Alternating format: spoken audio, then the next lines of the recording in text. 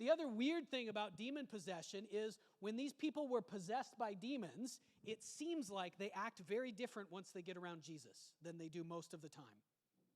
It sort of gives the impression often that, yeah, this person is off. There's something about this person that is either scary or dangerous or very, very unusual. But when they get around Jesus, they often start talking. It's like something inside the person starts talking that's not the person. That's what we see here, and that's what the Bible is describing as a demon that's in this person speaking, yelling at Jesus, "Go away, what do you want with us?" Meaning, me and the other demons. Have you come to destroy us? I know that you are the Holy One of God. So this is a strange thing. And sometimes I think we are tempted to believe, well, maybe that's just a thing that doesn't happen anymore, or maybe it's just some weird description that the Bible had that we would look at that a different way today.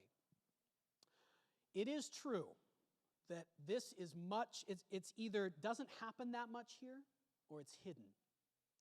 But I think that this week in particular, we have seen demonic activity on display on the world stage. I'm not going to go through details of that activity, although I do think, so I'm talking here about what Hamas terrorists did in Israel. That's what I'm talking about.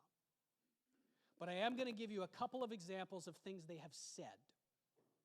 Because I want you to see, number one, I think that all people have a duty to know what's going on to some degree.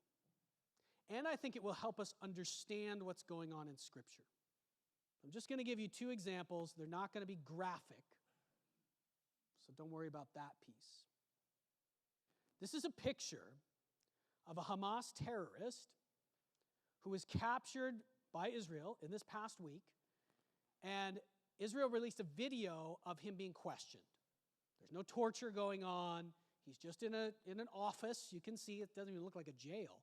And he's just being asked questions by an Israeli officer.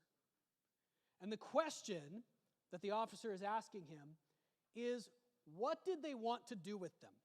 Meaning the people that the Hamas terrorists were attacking in Israel, the civilians and the hostages, what was the goal? What were you trying to do to them?